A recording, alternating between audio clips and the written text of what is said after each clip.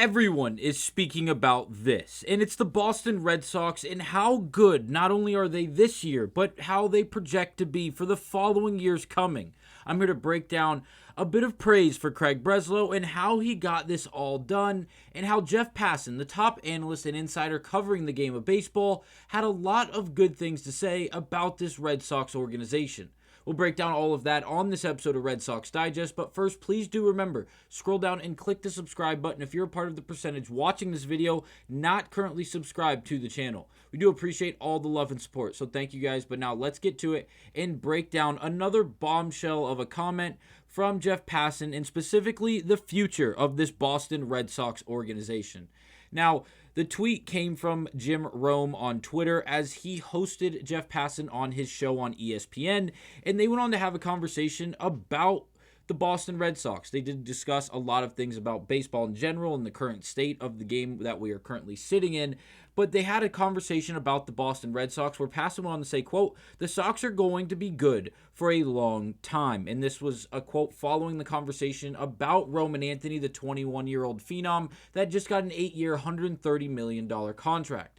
Now, if you guys don't remember, this is not something new for the Red Sox, specifically this season, as Craig Breslow and the rest of this Red Sox front office has done a damn good job not only going out and acquiring good players, but also taking advantage of the good players they have acquired through a farm system. Obviously, some examples are Roman Anthony. That was the number one prospect in all of baseball. He was down in the minor leagues, absolutely dominating, looking like a major league player. He was immediately called up the second the Red Sox actually had a chance in a place to put him on the major league level, and it has been history ever since. And it looks like it's going to be good for the next 8 years in Boston when it comes to Roman Anthony. But he's not the only one. Ceddanne Rafaela was extended. Garrett Crochet obviously brought in this past offseason. And there was a lot of conversations of, please don't hesitate. Please don't wait to pay this young man in Garrett Crochet, because if you do, and you make this mistake, and you do want to pinch some pennies, and you don't want to give up all this money right now to Crochet,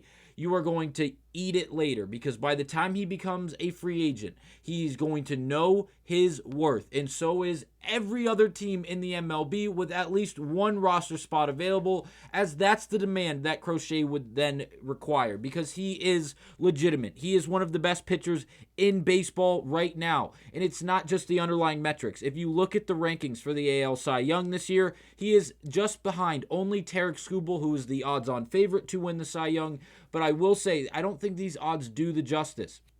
Because if you look at Tarik's last few outings post All-Star break, he's looked relatively human, which seems crazy to say because of how good Tarik Skubal has been, not only this year, but last year as well. As last year we all know he did win the AL Cy Young, obviously, as there was no one even remotely close in that competition. But this year, it is very much a real competition, and Garrett Crochet is at the heat of it, and it's no shocker. As he's went out there, he's going to lead in strikeouts this season across the MLB, not only the AL specifically, but then you look at the innings pitched, he's setting career highs with the Boston Red Sox, and overall, it has been a grand slam of a signing for the Red Sox, and even better extension for the Boston Red Sox, as they went out and extended him before he was able to go out there and prove his overall value this season, because we all know if Crochet did not have the current contract extension the Red Sox went out and gave him earlier this year, and they had to approach him now or in the end of this year in the offseason, this up-and-coming offseason,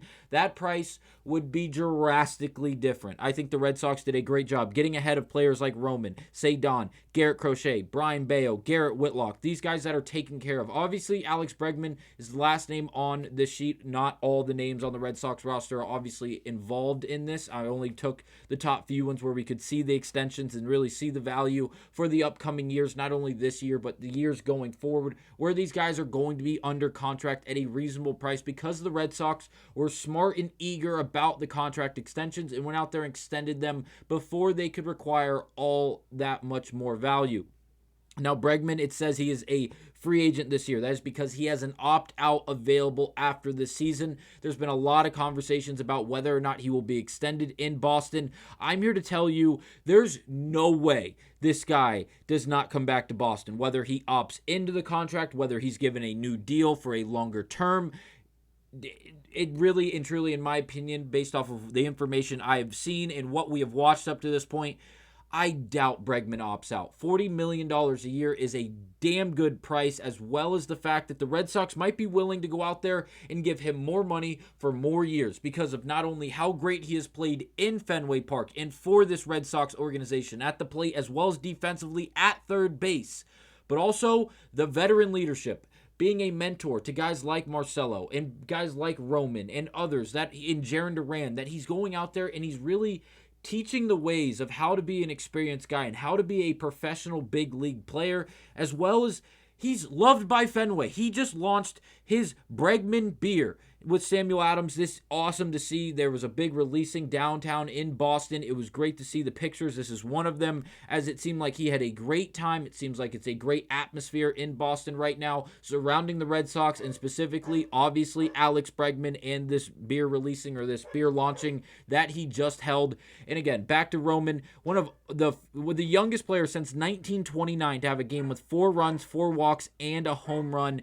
He is in a class of very, very few. And again, he's only 21 years of age. Roman is going to be doing this for a long, long time. And the last one is Ceddanne Rafaela. And you know, guys know, offensive production as a whole through the entirety of the year has not been great, but there was a stretch going into the All-Star break where Ceddanne Rafaela was one of the hottest hitters in all of baseball because he was available and ready and willing to pull the baseball in the air. Right now, that has not been happening, unfortunately, but you cannot take away from his defensive abilities in center field or really anywhere in the outfield, as he is one of the best, if not the best, defensive center fielder in the game of baseball right now. Offensively, I don't worry so much about Ceddanne. Yes, it feels like he is in a big, big slump right now because we haven't seen a big moment from him like we did in the earlier stages, the halfway point of this regular season.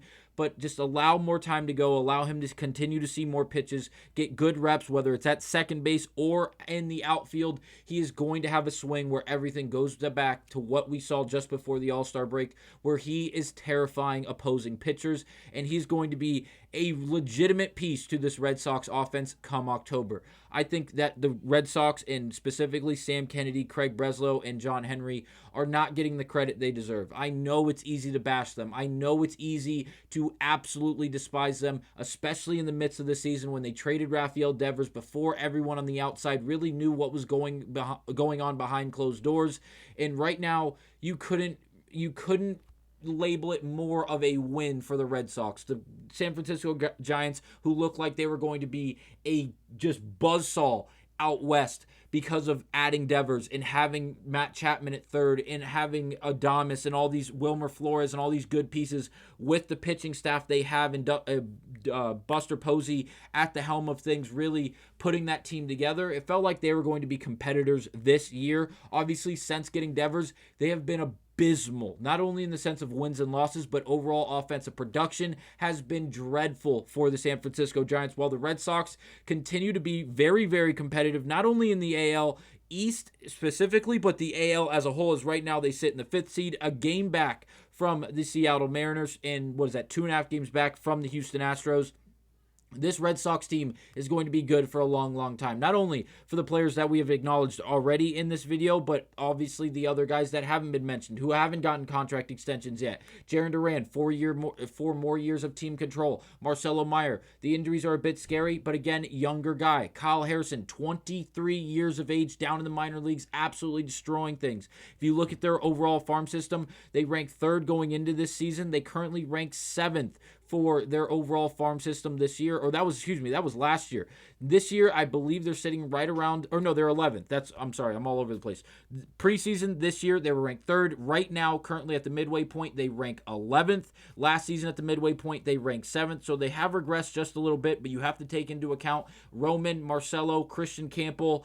All these guys have been called up to the big leagues and are playing meaningful baseball for the Red Sox and no longer are considered prospects. If you do look for like Franklin Arias, Peyton Tolley, Garcia, Kyson Witherspoon, these guys are real deal ball players that are going to be a part of this Red Sox organization in the non-too-distant future, and they're going to transform this Red Sox team not only to be relatively young and have a lot out in front of them, but the amount of talent they're going to withhold is going to be drastic. Let me know down below your overall thoughts and opinions on the state of the Boston Red Sox, not only as they currently sit in this AL race for the playoffs as it quickly approaches, but as well as the years going forward with the young core they not only have really locked in, but going forward that they could possibly lock in going forward. I'll see you guys on the next episode of Red Sox Digest. Thank you guys for watching.